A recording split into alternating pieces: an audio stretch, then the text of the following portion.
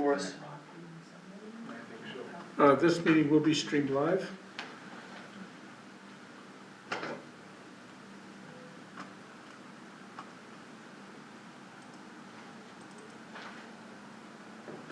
Okay. Good to go.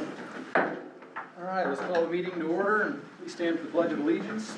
I pledge allegiance to the flag of the United States of America and to the republic for which it stands, one nation, under God, indivisible, with liberty and justice for all. All right. Do you mind doing the roll call for the record? Absolutely. Roll call vote for the record. Mayor Lindsay, not here. Mayor Pro Tem Crane, Here. Councilor Weeks, Here. Councilor Howell, Here. Councilor Curry. We have a quorum. We may proceed. Can I get a motion to approve the agenda? I'll make a motion to approve the agenda. Second. All those in favor? Aye. Aye. Okay, moving on, we only have one agenda item this evening, the dark sky presentation. I got to meet Buddy Stenoff yesterday, so the floor is yours. Thank you for being here. Thank you very much, Jake. My name is Buddy Stefanoff. I'm the Vice President of Engineering for Crossroads LED. We're a company that manufactures and supplies cities and municipalities with dark sky lighting. We've been doing this now for about the last 10 years. We've won numerous awards to include the Best Design and Technical Innovation Award from Dark Sky International.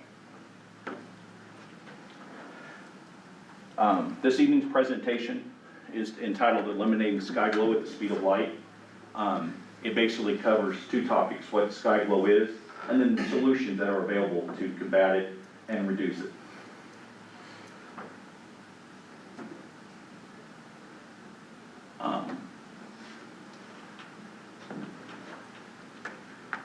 Rocky, can you minimize the recording in progress?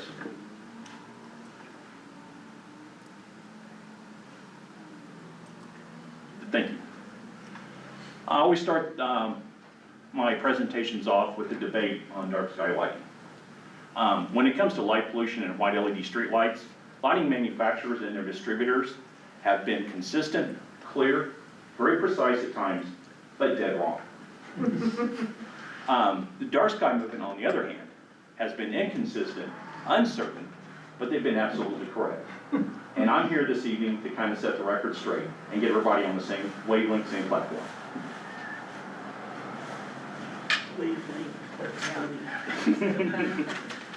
I thought somebody in the room would get it. So I always start off with, what is light pollution? Everybody hears the term, but when you ask a lot of people what it is, they really don't understand it. Light pollution in its most simplest form is the introduction of artificial lighting in the night sky. Today, 99% of the U.S. population is affected by light pollution in one form or the other. This is a photo that I took of the sky glow over Denver, Colorado. I was 34 miles away when I took this photo, and I could see the sky glow from the 3,000 Kelvin streetlights. Wow. That's how bad it is.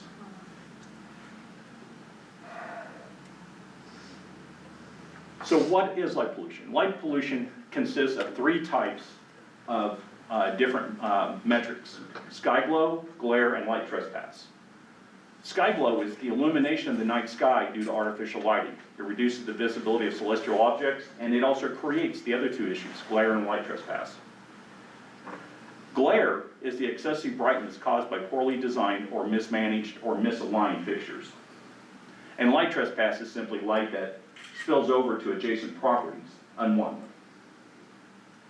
This is a photo of the observatory in Los Angeles after they installed 3,000 Kelvin LEDs. What you see in this photo is nothing but a blue haze over the city. And that is due to the short wavelength blue light created by the LEDs. So what's the source of sky glow? As light passes through the atmosphere, it is dispersed and reflected in all directions.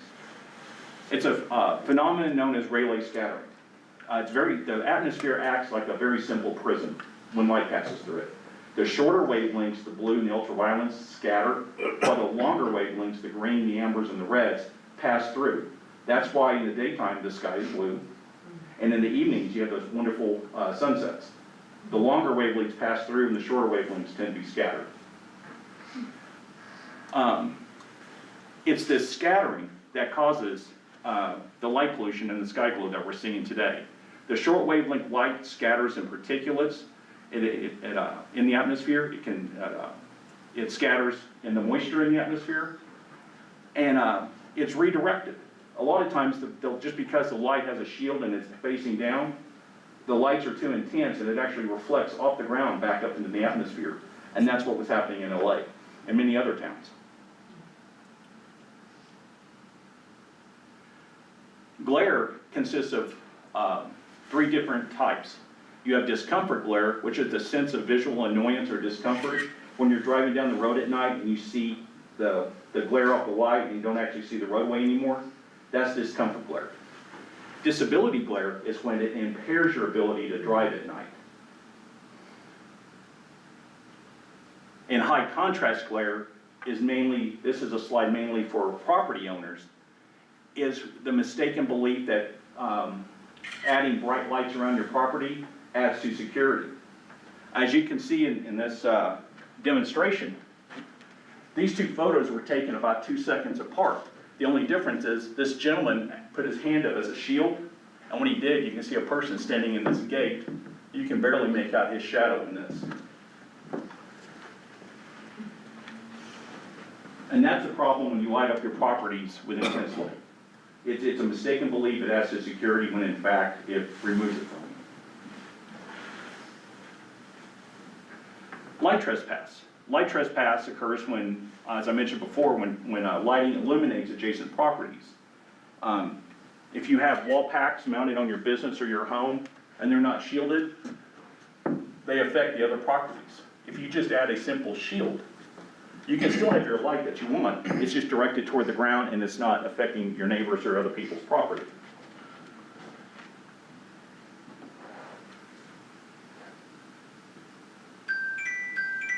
So now that I've explained that it's the short wavelength blue light that's causing the problem, where is it coming from? 3,000 Kelvin LED street lights are actually short wavelength blue LEDs with a coating of phosphor. The coating of phosphor absorbs the high energy blue light and emits lower energy green, reds, and ambers. The process is only partially effective, and a very high percentage of the short wavelength blue light radiates out from the LEDs. And this is a diagram of an actual LED, showing the blue chips that are the LEDs and the phosphor coating on top.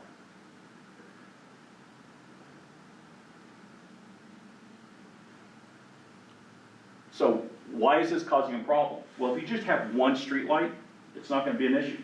One light in North America generating some blue light isn't going to adversely affect the atmosphere. But when you have hundreds, thousands, tens of thousands, millions scattered over the country, you have this cumulative effect. As you can see in this spectrograph, how much blue light is emitted by a 3,000 Kelvin LED. And as the number of 3,000 Kelvin LEDs continue to increase, so does light pollution, sky glow, and glare. So now that I've explained the problem, where's the evidence? The first one I'd like to present is for Chelan County, Washington. Chelan County, Washington borders a national park. The national park has an observatory there. The national park has a night skies program where they monitor light pollution. Chelan County had 3,693 high-pressure sodium lights, and the spectrum for a high-pressure sodium light is shown right here. You can see it has very low level of blue, some amber, and then this is from the night sky program at the National Park Service, and you can see they had a little bit of sky glow, a little bit of light pollution. But by and far, they weren't having any problems. The county officials changed out the 3,693 high-pressure sodium lamps with 3,693 3,000 Kelvin fully shielded LEDs. The Park Service did a before and after survey, and that's what the bottom graphic shows. Light pollution increased by 300%, just by using 3,000 Kelvin LEDs.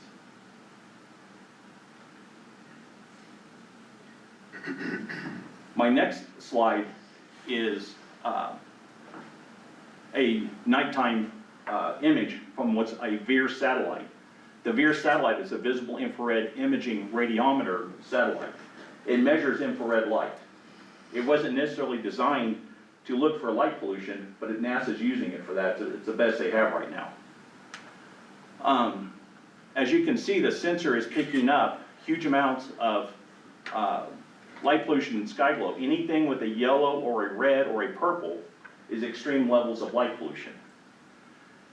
As they continue to add LED streetlights, this is growing about 10% every year. I provided a link to this map and a link to Dark Sky's site that also has a link to it that you can view later.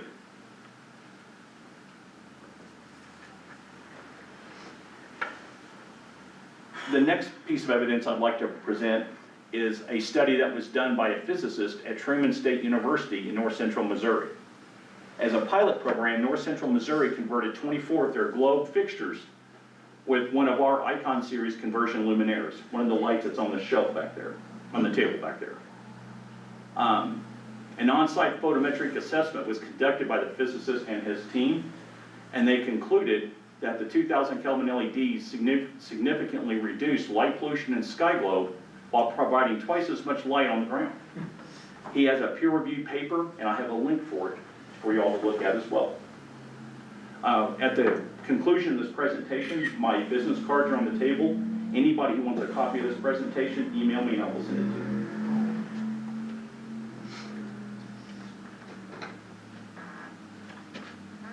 This next slide is from the Dark Sky Association, the Dark Sky Association itself. Say that 3 times fast. They have the 5 lighting principles for responsible lighting. It's useful lighting, use only the light that's needed, targeted, using shields and aligned so it only lights up where you want the light to go. Use the lowest level possible, use the lowest controlled amount of light you can, whether you're using timers, photocells, or you just got it set to a low wattage.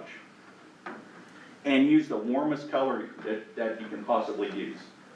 The Dark Sky Association right now is recommending 2200 Kelvin temperatures or less.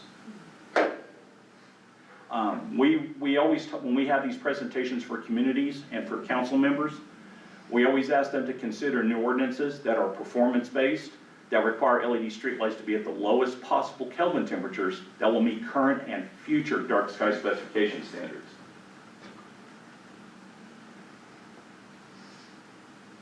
This is a graphic for, this is a photograph that I took of Santa Fe, New Mexico. The city of Santa Fe, New Mexico worked with a contractor, and in 2021, they ignored the IDA's request to follow their 5 principles and installed 3,000 Kelvin LED streetlights. The city is now experiencing high levels of sky glow, light trespassing glare from these streetlights, and I've provided a news article that corroborates that. I actually met with the city of Santa Fe on Tuesday. I met with the mayor, and they realize they have a huge problem, and it's going to take decades to fix it. They spent millions on these lights and they can't scrap them. But they're going to adopt a process of replacing lights through attrition. As they start to fail, we're going to start replacing them with dark sky lights. But it's going to take a while.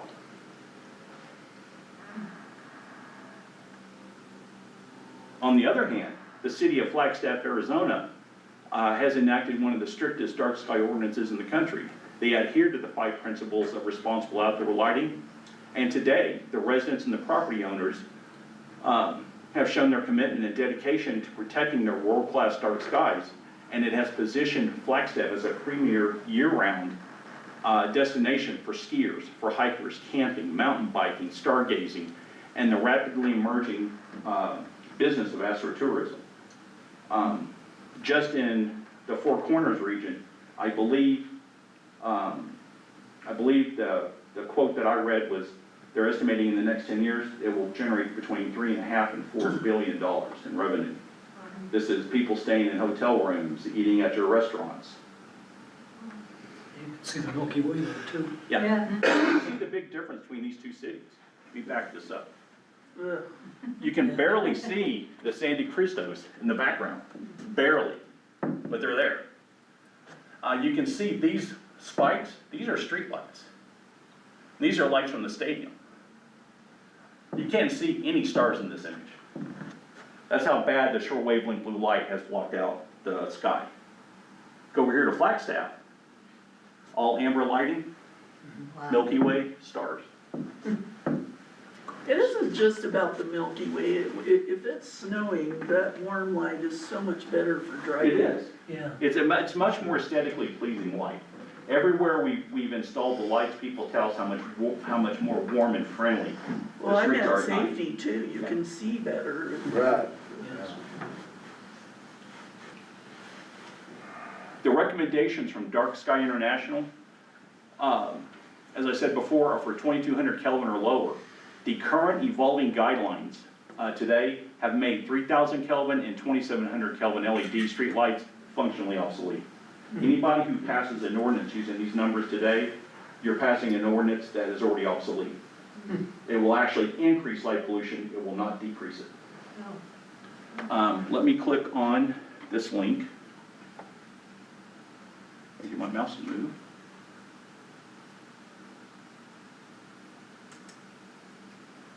There we go. Let me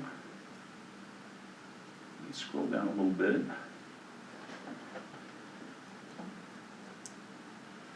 There we go. On the Dark Skies website, it clearly states when color temperatures are to minimize negative environmental impacts, Dark Sky recommends using a coordinated color temperature of 2200 Kelvin phosphor converted amber wherever possible. We're recommending 2000 Kelvin so that you don't have to change your ordinance in 5 or 10 years. Let me get this clicked off now.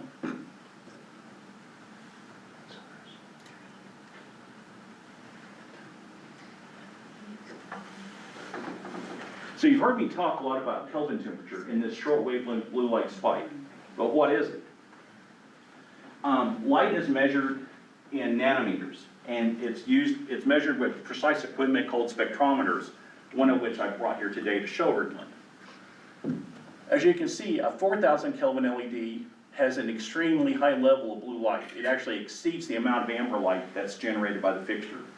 That's why these lights appear bluish white at night. 3000 Kelvin still has 60 to 80% of a high blue level, of a high blue light spike.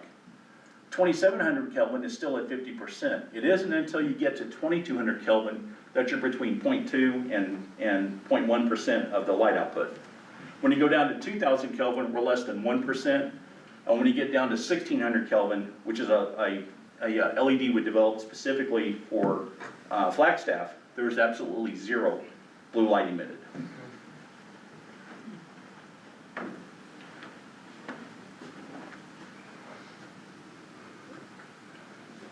Success can be measured at the speed of light.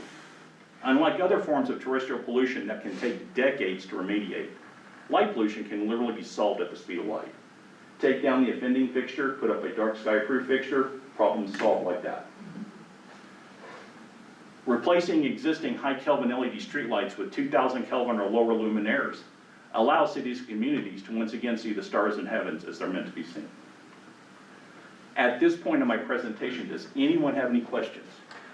One that I have is the cost savings in the electrical. I mean, you're gonna save, you're not using as much electricity, so these are more efficient, aren't they?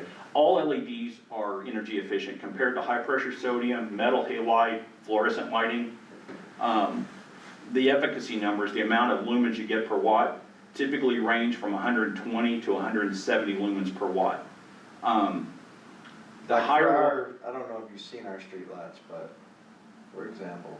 right, those are probably in the 130, 135 lumen per watt range. They're running about 90 watts, but they replaced a 250 watt light. The dark sky lights have the same efficacy numbers. So you can still use a 90 watt light, just add a warmer wavelength, an amber color, and it will do the same thing. Is there a Yes. cost difference between LEDs, blue and amber? No, the cost difference is practically the same. Unless You'll you're fi- having to replace them. You'll find some lighting manufacturers are right now are trying to sell off their 4,000 and 3,000 Kelvin fixtures because they know they're about to wind up on the scrap heap. And they'll offer good deals to say, we'll sell you this fixture at half price, knowing it won't meet your dark sky needs.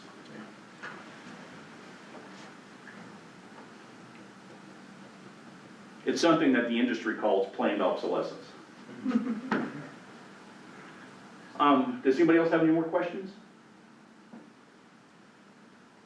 Then the next part of my presentation is just gonna be on fixtures that, what's the difference between a normal light and a dark sky proof light. What I have back here on this table, I'm gonna turn this light off.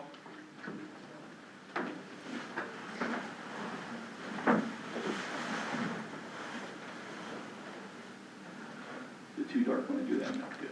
That was the, okay, Oh, that was the exterior light. that's stereo light. So I guess we'll leave these on, it'll be all I right. can turn it on, start with this side. Thank you. This is what's on your streets today. This is a 4,000 Kelvin LED light. It has the same spectrum. Back this up a little bit. It has the same spectrum as the 4000K light in the upper left-hand corner. I'm going to tilt it up so you can see it. Yeah, don't look directly at it. I'm just going to tilt it a little bit. You can see it's very glary. It's hard to see. And the lens is actually mounted on top of the LED itself. This is done as a cost-saving feature by the lighting manufacturers. There's no attempt to shield this light whatsoever. Do you need to take a photograph? Oh, wait. Well, you can take one out if you like. What's the wattage of that? That one's 35 watts. I didn't bring a 90 watt in here, I didn't want to blind everyone. Okay? Now in contrast, this is a 2000 Kelvin dark sky shielded light that has the lens and the LED fully recessed in the housing. You don't see that glow coming off of it. Everything is recessed inside. To actually see that LED, you have to mount it on a pole and stand under it and look straight up. Looks like it's spanning more light. It is. The throw is different.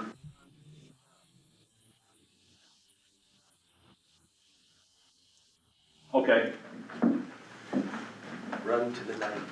run to the light. Can you hear me now? Did the camera follow me? All right. These lights right here that I was talking about earlier, the 4,000 Kelvins, they use glass and plastic lenses. This one's cracked from the heat, and the plastic lenses tend to fade and craze over time, much like the headlights on your cars. These lights are use a lens based on optical grade silicone. They will not degrade, they will not crack, they will not yellow, and they're fully guaranteed for 10 years.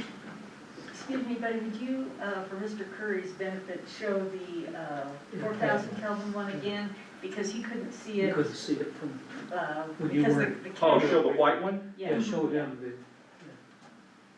There's the difference. Can you see that, counselor?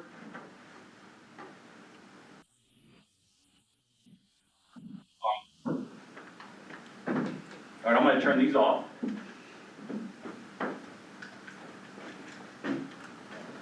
And get back to the part of the presentation.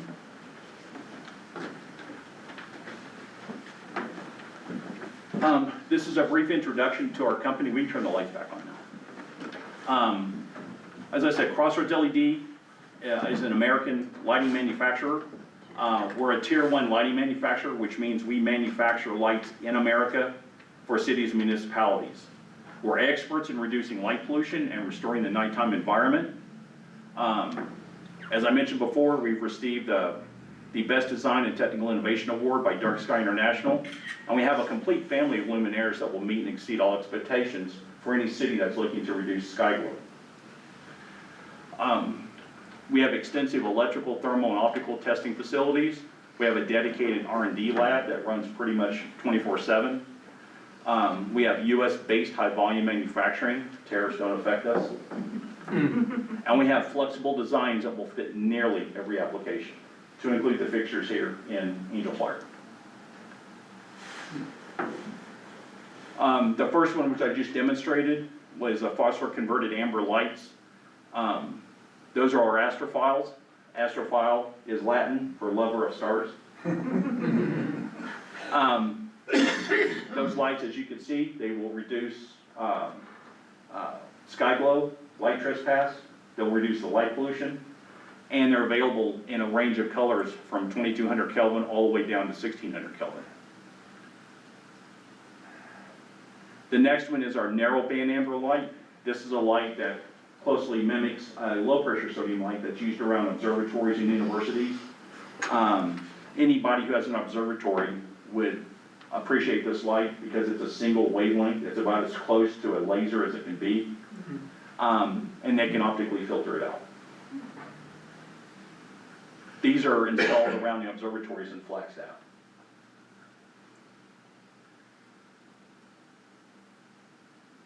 And we also offer internally adjustable shields. Most, this laser will point on the white. John will, it won't. Most shields that you get from Mount Lighting manufacturers is this sheet metal looking thing that completely destroys the effect of the light. You no longer have the light distribution. It's basically a spotlight that's shining down. It typically reflects the light back to the homeowner. So if your pole's over here and your house is here, this is just a big reflector aiming it back at your house. We've designed an internally generated shield that's adjustable. And in this photograph, you can see this woman right here in this picture, standing there taking a picture as I'm taking a picture. And I'm gonna explain that. This lady lived in Flagstaff, and for 10 years she complained to her council that the existing street light shined in her living room and her bedroom, and that she couldn't get any sleep at night. The city tried 3 or 4 different lights to try to appease her, and nothing worked. So the city contacted us as we were in the middle of an upgrade for them, and said, do you have something that can get the light off of her property?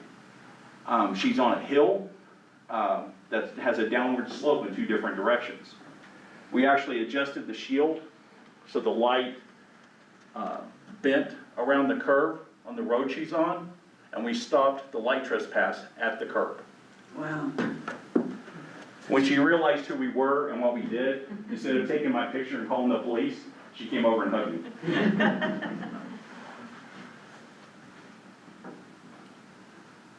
The next part of the presentation is for our Prestige and our Icon series lights. The Prestige series are for decorative lights and lights that are around businesses that have parking lot lights on poles. It will convert an existing fixture to be a dark sky compliant fixture. And it can do that at 1/3, half the cost of new fixtures. The first one is for the Prestige Series DSC, and we have it shown here in a decorative bell housing in a neighborhood, but it can convert square fixtures, round ones, the shoe boxes that are around the village areas, and in the parking lots. It can do this for less than half the cost of a new fixture, and it will make that fixture dark sky compliant. Even if it wasn't dark sky compliant before, when you install this, it will be. The next item is our Icon series.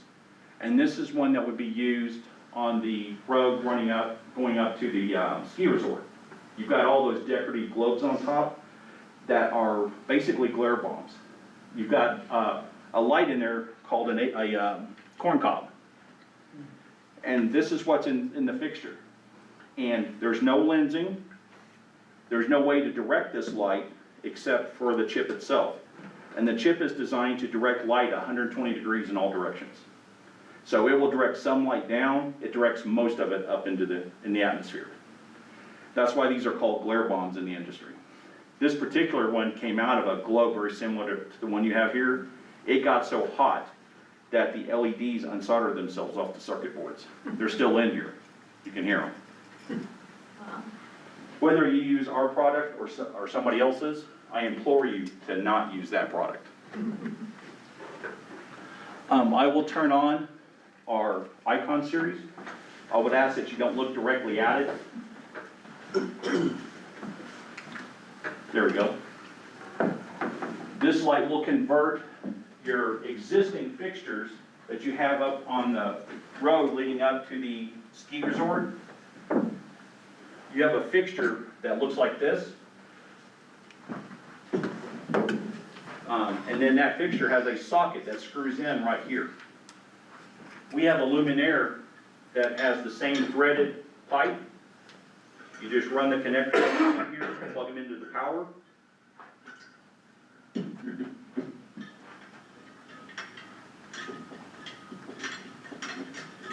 Screw it in.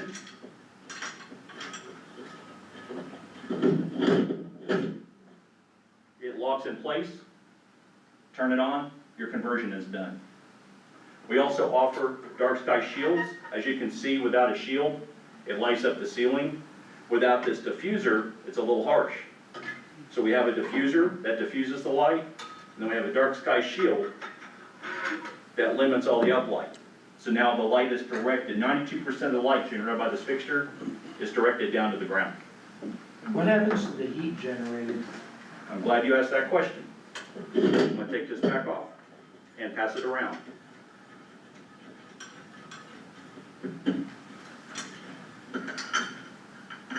Most companies just mount LEDs to sheet metal.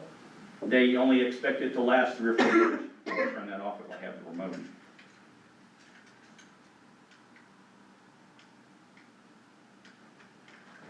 Thought I had the remote. Old school it.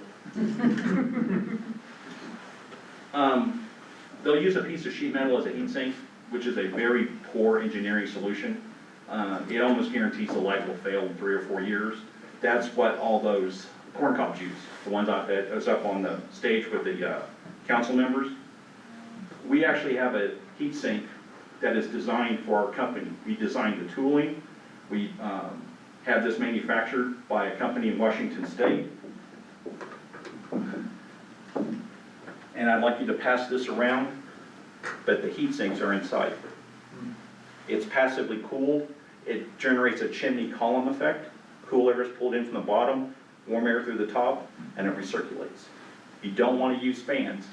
Fans will clog up with dust, bugs, mites, you name it, it'll get in there. You want a passive cool design, and this is designed to run at 150 watts. We rarely run it past 35.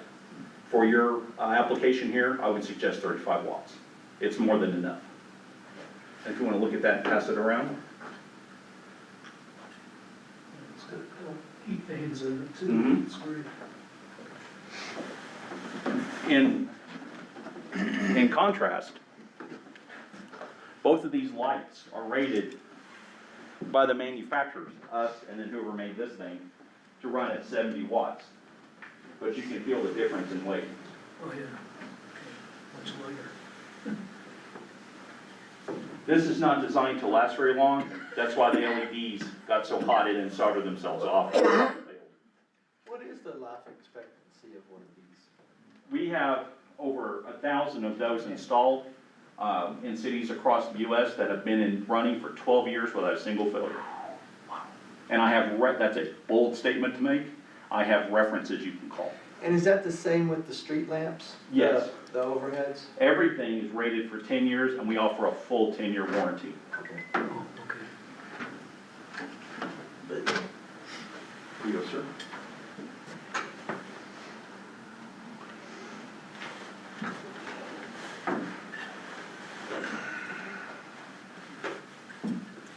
This is just a sample of some of the cities that have trusted our company and our product line to reduce light pollution and sky glow.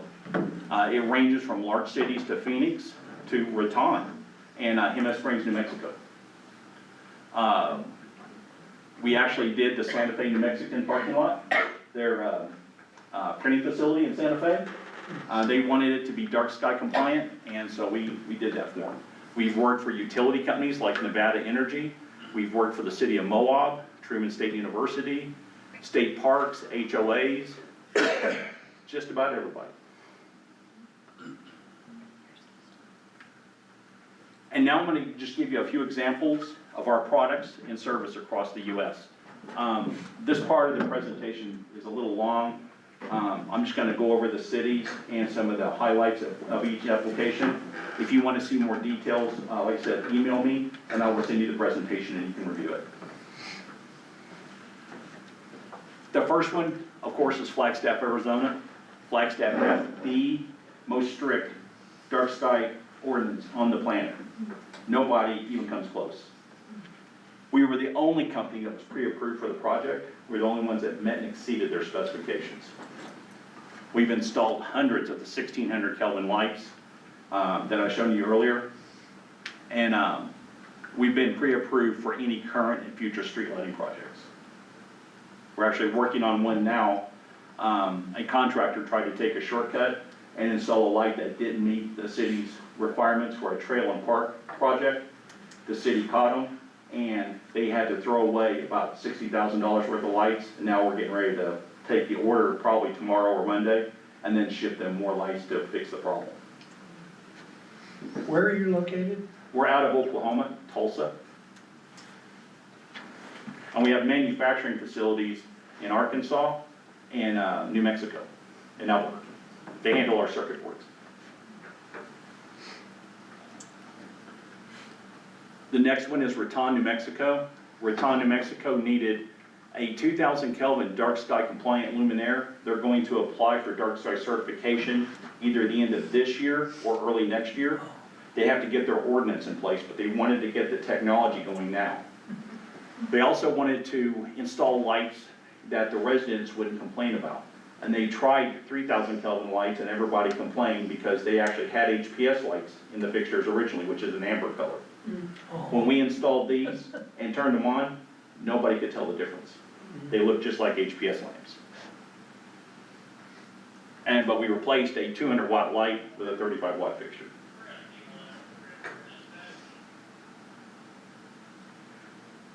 The next one is for Sedona, Arizona.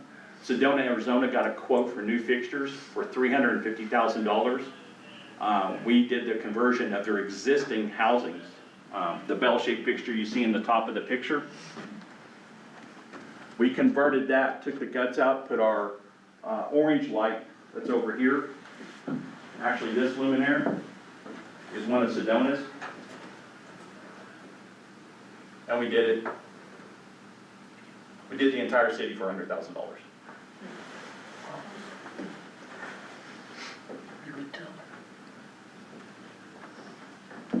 The next project is for Jemez Springs, New Mexico. Jemez Springs is adjacent to a dark sky sanctuary, and they needed their lights to be dark sky compliant. So we converted all the lights in the village to 2000 Kelvin LEDs last year. They're also actively pursuing the opportunities in New Mexico's growing astrotourism industry. And let me see if I can bring that up real quick.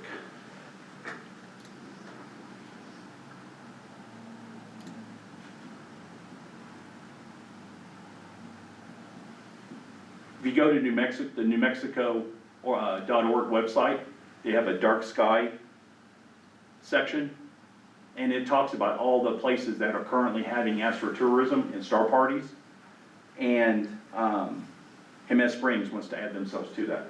Raton wants to be on this list by 2028.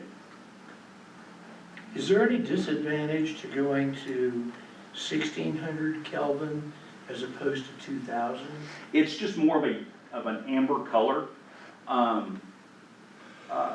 There isn't really a difference in cost. The fixtures are about the same price. I'll turn one on here in a moment for you to look at. It's a very, very amber, and dark sky enthusiasts love it, but some residents balk at it. They think it's too amber.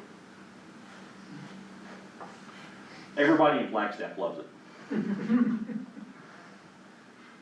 And that's what you used in Flagstaff? Yes, we've 1,600. We've used 1600 and the narrowband amber lights.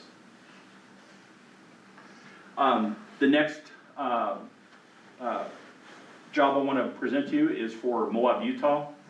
Moab, Utah wanted to get their lights dark sky certified because of the astrotourism opportunities they have.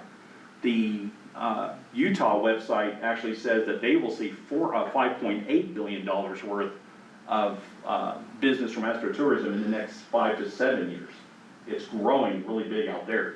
But they were not dark sky compliant, they had a lot of white light, it was hard to see this, even outside the city limits, it was hard to see the stars. They got a quote to change the fixtures and the poles. These fixtures were old, vintage, and they liked the look of them, but nobody that they contacted could replace this just the fixture. So they had to get a quote for new poles, new fixtures, it was $500,000. We came in and did a dark sky conversion in the fixtures for $50,000.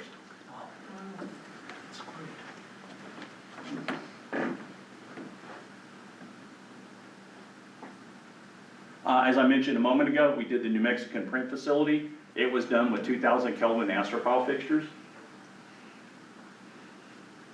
And that's because the owner of the facility wanted her business to be dark sky compliant.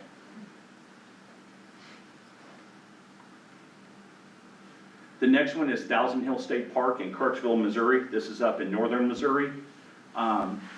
Again, they were chasing an estimated $3.4 billion in astrotourism in just Missouri. And to get that, they needed to change the lights so they could see the stars. So they went in and changed all the lights in the park with our 2000 series fixture. It's actually the dark one that's on the table over there. And the IDA, when they saw that we were doing this work for them, fast-paced their process, and gave them a certification in 2024.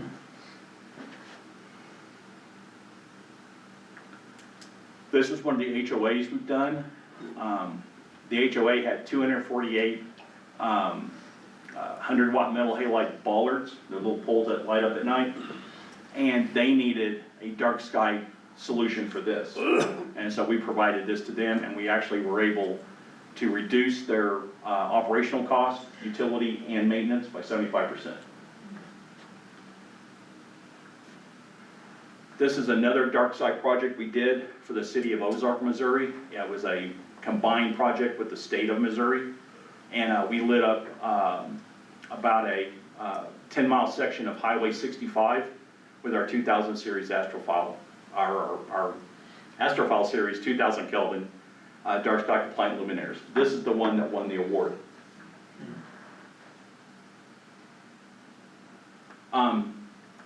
This is one that always gets people's attention. This was a dark sky lighting project in Las Vegas, Nevada. When you think of dark sky lighting, and yeah, you're shaking your head. Las Vegas just doesn't rank up there because of all the pollution. Over the last 3 years, the city has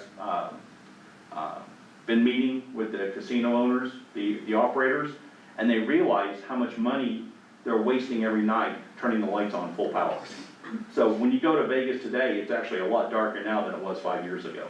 Still pretty bright, but they've actually enacted a new ordinance, and they actually were forcing all new businesses, to include this Nevada solar power plant, to be dark sky compliant. And the city of Las Vegas has our fixture listed by name and part number for new projects. So the power plant camp called us, and we illuminated the entire 750-acre facility with our astrophile fixtures. It's another project we did in Phoenix, Arizona. This was a legacy project. They couldn't tear down the poles. They've been there for 38, 39 years. They have these copper medallions that were donated by every tribe in the state. And each one has a symbol that means something to the tribes. It's really neat. But they needed to fix the lights because they were all failing. They couldn't get parts for them anymore.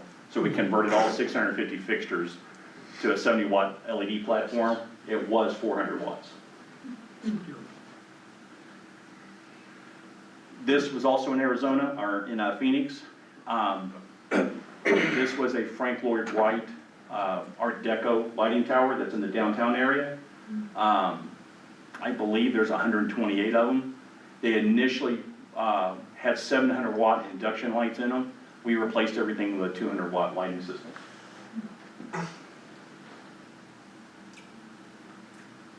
And then here's the icon, the one you were asking about earlier.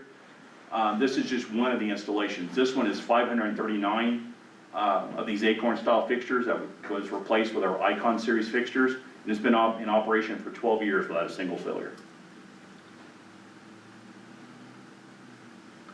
And I think this is the last one. This is another HOA.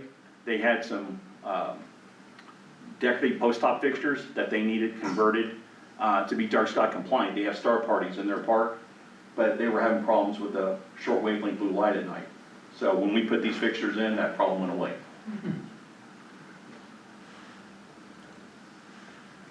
The advantage that we provide our clients, we have U.S. facilities. Everything is American made.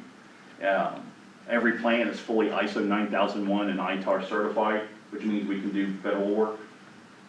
All of our luminaires undergo rigorous quality control inspections, and everything is 100% tested and certified before it ships.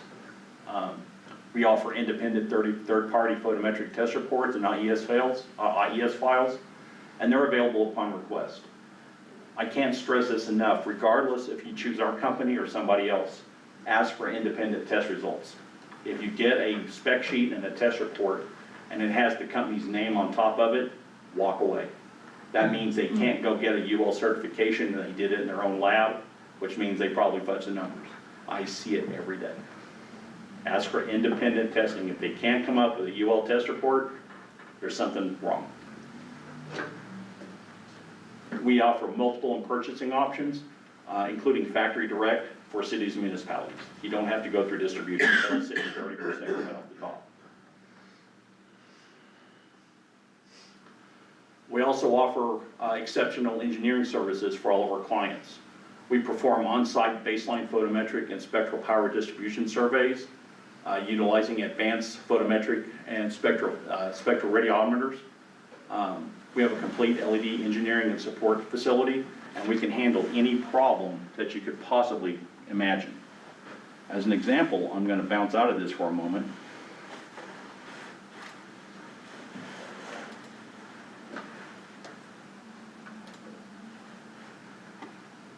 And what you see here on this screen is connected to a spectrum analyzer. This unit can measure wavelengths of light in a 1/10 of a nanometer increment. About 10 times more accurate than what UL Labs can do today. And it fits in the palm of my hand. We're going to measure the wavelength of light in here.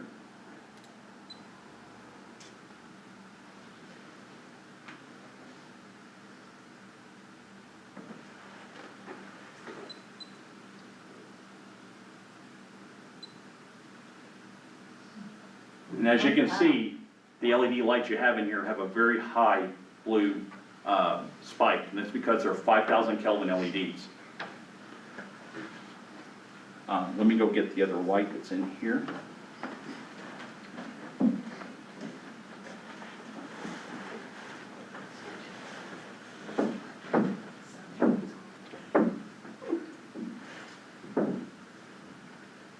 Yeah, this way.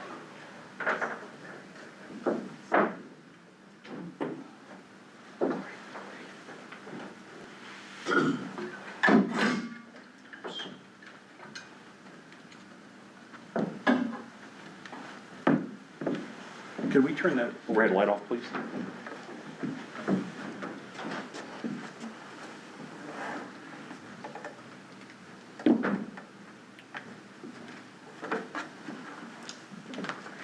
Jake, against the wall.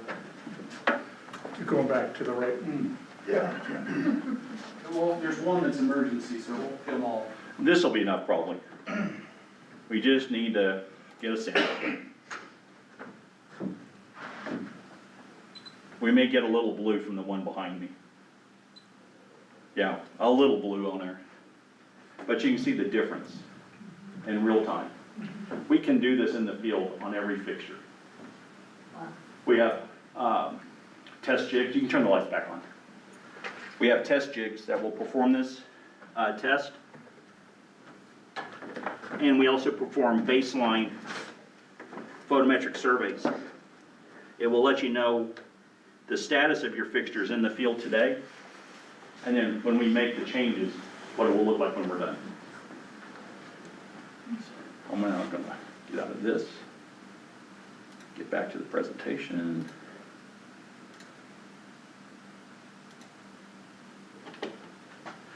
This is a test that we were doing in Denver, Colorado.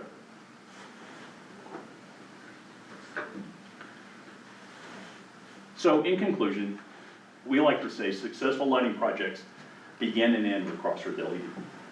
And that's the end of our presentation. Do you have any questions? What's the price of one of those? Of one of what? What's that cost? Depending on the light, depending on the type of the installation, it can run anywhere from $625 to about $695. They're very inexpensive. So have you had a chance to, after we drove around all the buildings, Mm-hmm. to come up with an estimate for the village? I haven't been able to do an estimate yet. I'll have to do that when we get back to my office. I'll have to meet with our sales team. But we did spend some time out here last night, and of the either 63 or 65 of your Acorn fixtures, you've got 15 of them that are out already. That was, yeah. And by those Acorn, you mean the ones going up and down Yes. North Angel Fire, Right. the globes that are, Right. If the village was interested in doing a pilot program, that would be a good one to start. That way everybody could see how the lights will look. Betty, I have a question. Yes, ma'am. It seemed like a lot of your examples and stuff were focused towards municipal lighting, street lights, neighborhoods. Do you also work with commercial things like gas stations and parking lots for grocery stores, those kinds of things? We work with those type of fixtures, not necessarily with grocery stores and gas stations, because they're usually individually owned.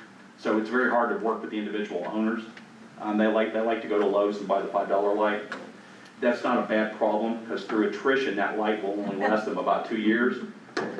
And then they have to go buy a replacement, and then we stress that if you bought a dark sky compliant luminaire, it would probably last you 10 or 15 years.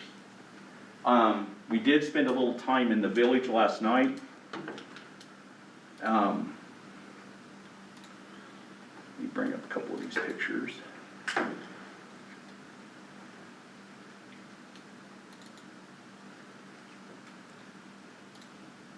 This was one we saw in a gas station just across the street. Excuse me, my thing's coming down. And these are the lights that were in the parking lot on the poles. And as you can see, these are very glary. We measured the color temperature and they're 4,000 Kelvin, so they have to be replaced, modified, converted, something. If these were converted with our 2,000 Kelvin LEDs, you wouldn't even see these glare bombs up there, because the lenses are within the housing and you can't see them. What you're seeing here is the light actually descending down through the lens. Another item that we saw that we thought was interesting was a number of businesses. What would it cost for them to fix that light? It depends on the wattage. We'd have to go and look at it. But again, about $650 to $750. per pole. No, per light. But Per they light. wouldn't need all 4 of those fixtures. You'd only need 1 or 2. This is way overlit. Part of this is they put some type of glare shield in there, or something, or somebody sold them something that told them was a glare shield. But all it's doing is creating speckling and ray trace patterns, and it's just creating light all over the place, and it doesn't need to be directed.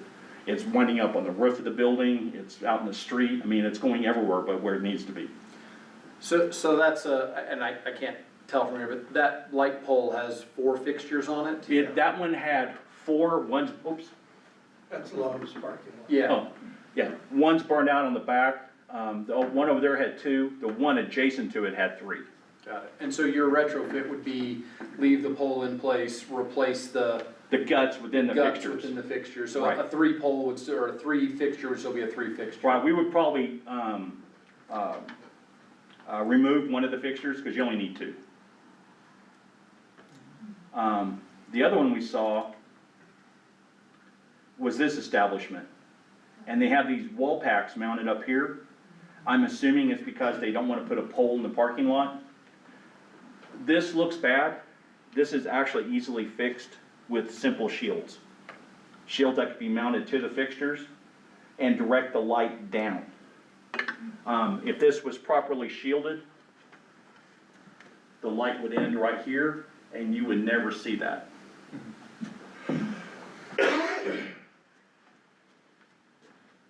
Again, very simple fixes. Again, these were all Lowe's, Home Depot fixtures. They're gonna last 1 or 2 years and they're gonna burn out.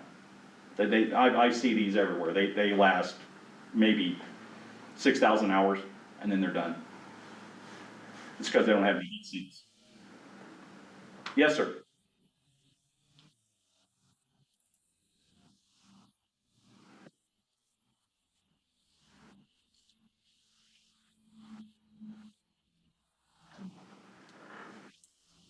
Well, it's not a federal, it's a state issue, but yeah, it does have to be behind fence and it has to be lit.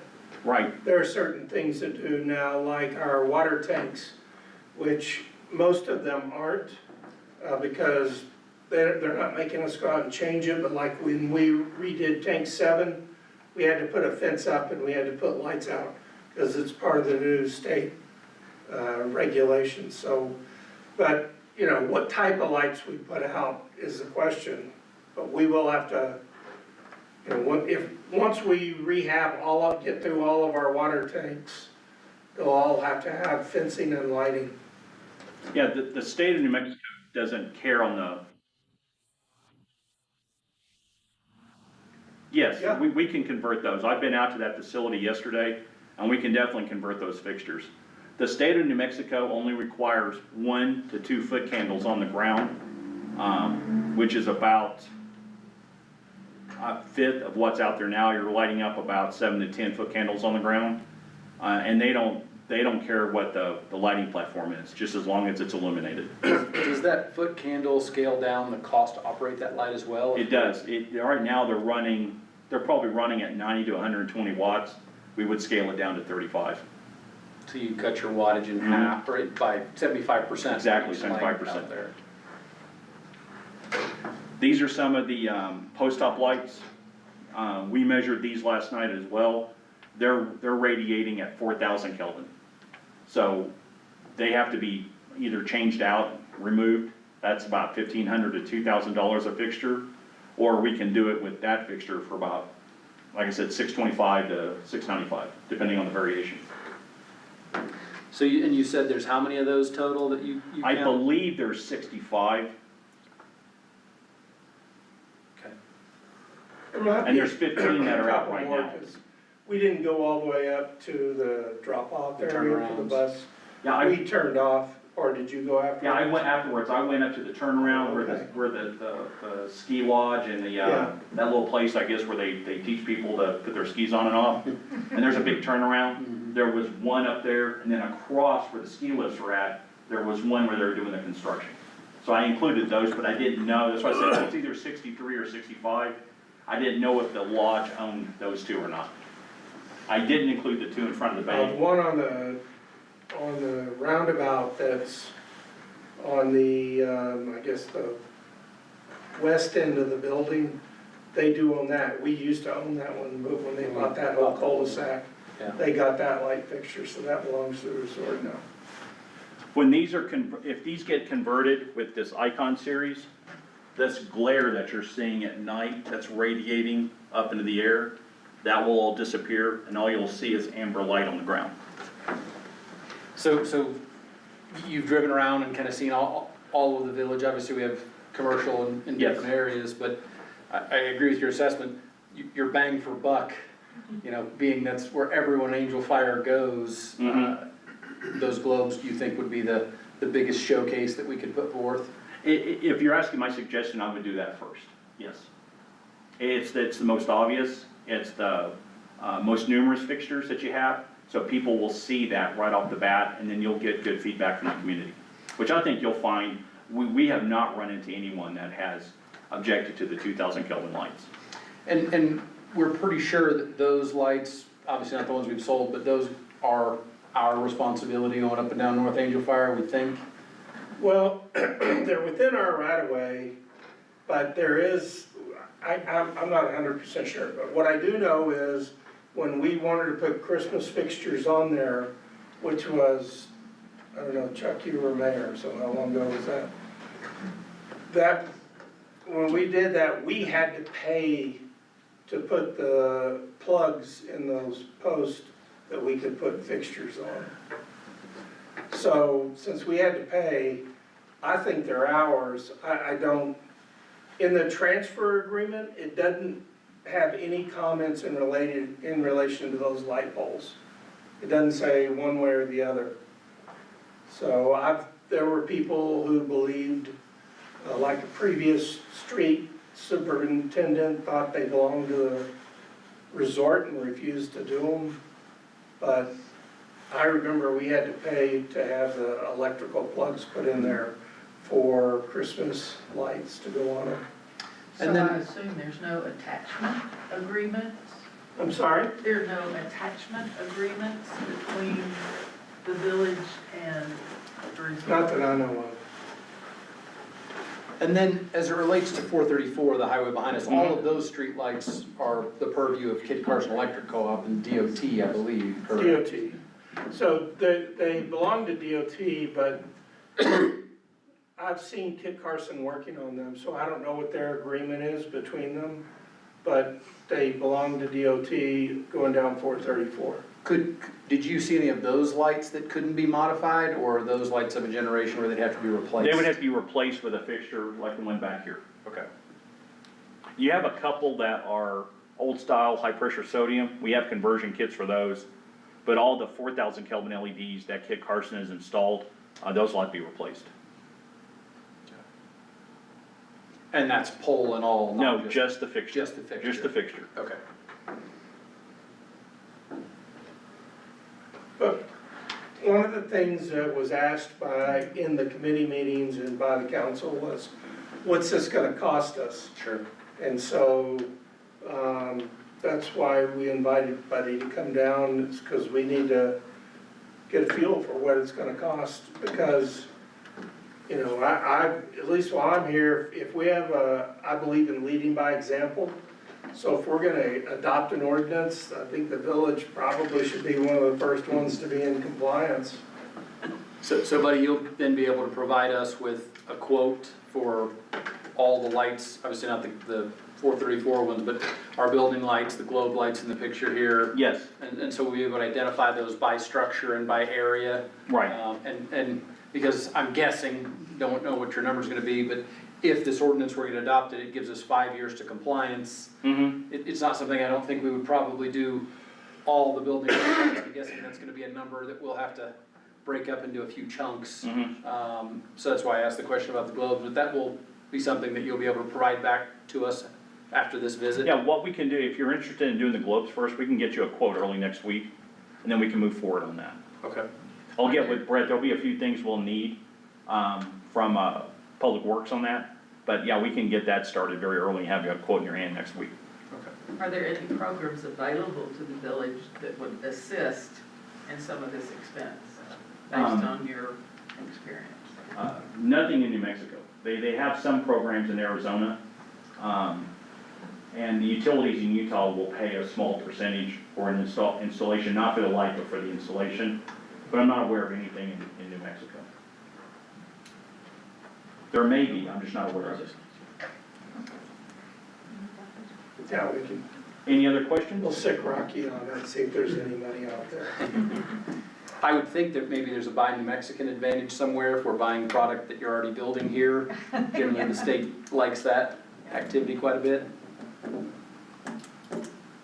I'd still like a little clarification on commercial, like grocery store parking lots and gas stations, if they chose to, well, they don't get a choice after 5 years, when they're ready to modify and upgrade, can they buy from you, or do you just strictly? It depends, if they contact us directly, like say they have some shoe box, they call wall packs or shoe boxes, like what's on the poles, they can contact us directly, and of course we will sell to them.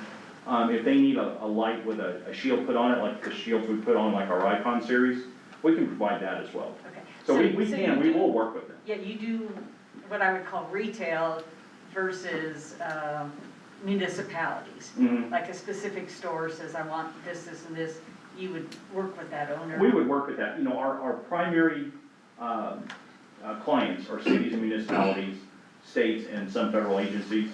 But if a local businessman called and said, I have 4 shoe boxes, the little, the lights on the poles, we've got some wall packs, and we need them converted, we would work with him on it, give him a nice fair price, and get it converted.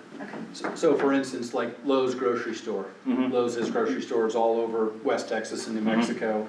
And Colorado. And Colorado, many places where you're doing projects already, you would work with an entity of that size for Yes, parking lots. we'll work with we work with large cities like Phoenix, Arizona, 8 million people. You know, Public Works alone had the employment staff 1,700 people. But we work with cities like Jimenez Springs, you know.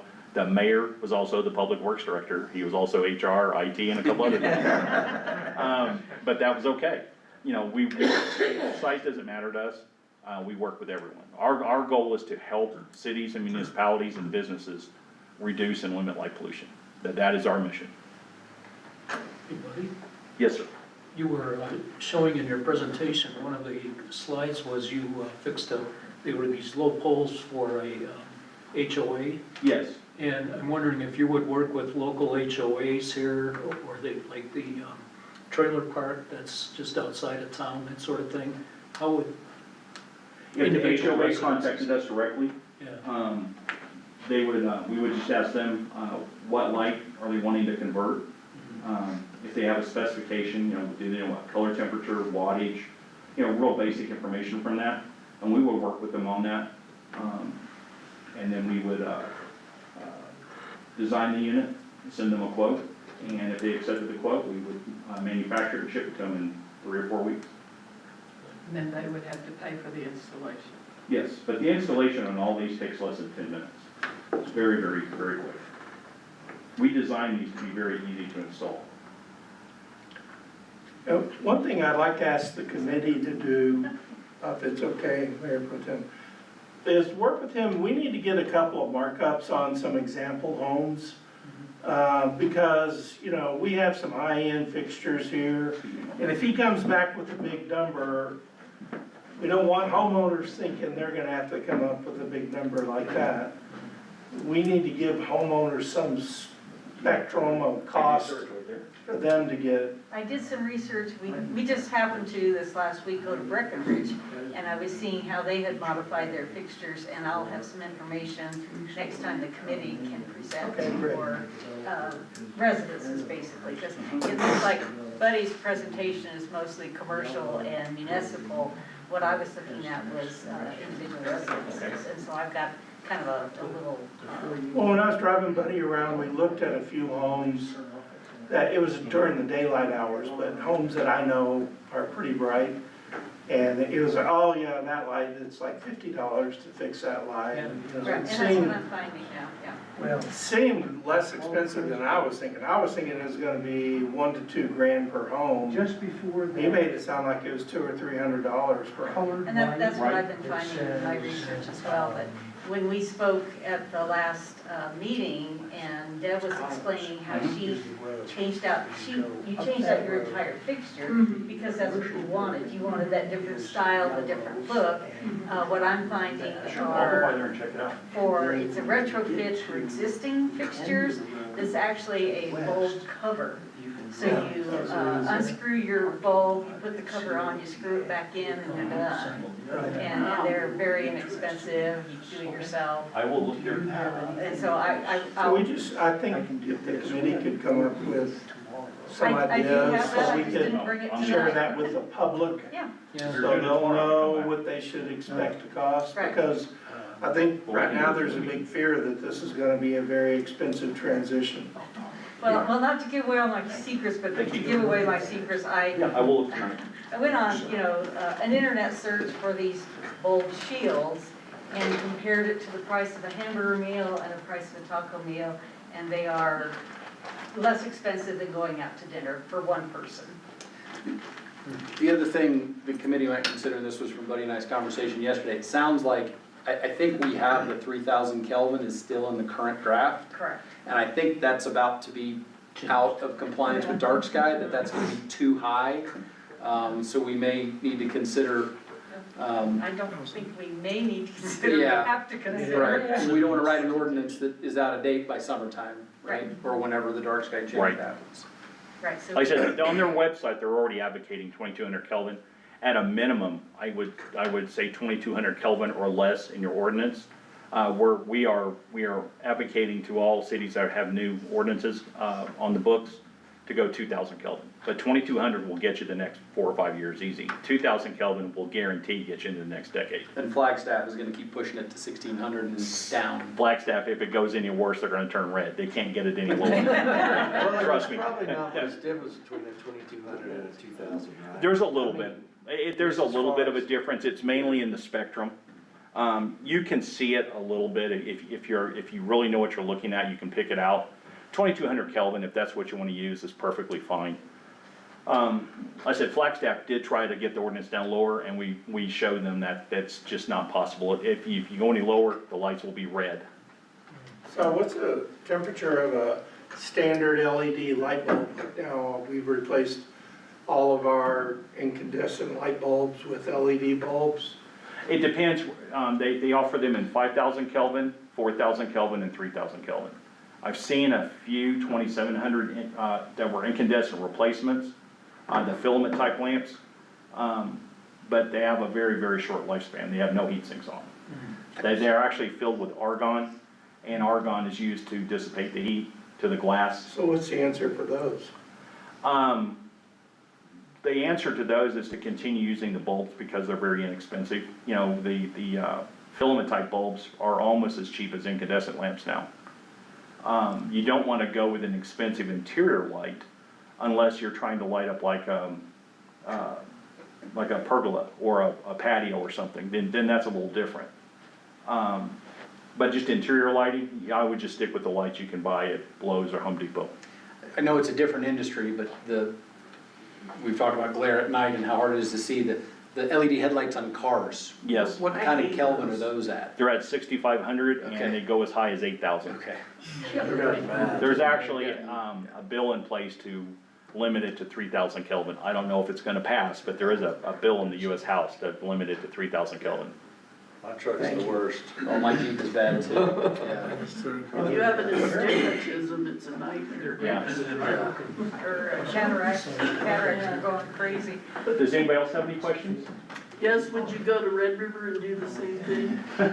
And next time I'm in town, if you'll give me a contact info, I'll reach out to them and get a meeting set up. Any other questions? Well, Buddy, thank you very much for your time. If there's Thank nothing you. else, Tell me your name.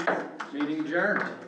Thank you very much. And you talked to, didn't you? Thank you, Buddy, for this. Oh, thank you. Let me show you some. Yeah. Well, it's a recording. Let me get these lights back here. Yeah, you gotta go. Y'all are Thank welcome you. to come back here and look at these. Let's see, I have.